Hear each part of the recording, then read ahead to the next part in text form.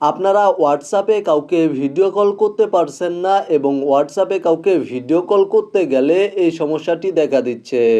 এই সমস্যাটি সমাধানের জন্য আপনারা হোয়াটসঅ্যাপ অ্যাপ্লিকেশনের ওপরে ট্যাপ করে ধরবেন।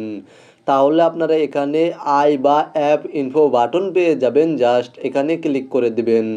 অথবা আপনাদের মোবাইল ফোনে যদি হোয়াটসঅ্যাপ অ্যাপ্লিকেশনের ওপরে ট্যাপ করে ধরার পরে আই বা অ্যাপ ইনফো এই বাটনটি শো না করে, দেখা না যায়, তাহলে আপনারা আপনাদের মোবাইল ফোন থেকে সেটিংস অ্যাপ্লিকেশনটি ওপেন করবেন। সেটিংস অ্যাপ্লিকেশনটি ওপেন করার পরে এখান থেকে নিচে চলে আসবেন এবং অ্যাপস বা অ্যাপ্লিকেশন সেটিংসে চলে যাবেন। দেন আপনারা এখান থেকে হোয়াটসঅ্যাপ অ্যাপ্লিকেশনটি খুঁজে বের করবেন। অথবা আপনারা ওপরে সার্চ অপশানে ক্লিক করার পরে হোয়াটসঅ্যাপ টাইপ করে সার্চ করবেন। দেন হোয়াটসঅ্যাপ অ্যাপ্লিকেশনটি ওপেন করবেন এবং এখানে দেখতে পাচ্ছেন পারমিশনস নামে একটি অপশন রয়েছে, এই অপশানে ক্লিক করে দিবেন। দেন এখানে দেখতে পাচ্ছেন not allow A camera permission রয়েছে, মাইক্রোফোন পারমিশন রয়েছে।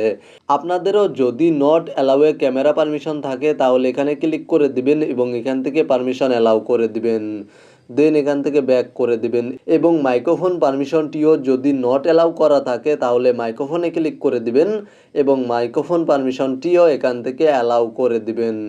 জাস্ট আপনারা এইভাবে microphone, camera, call logs, phone, notification এই পারমিশনগুলো অ্যালাউ করে নেবেন।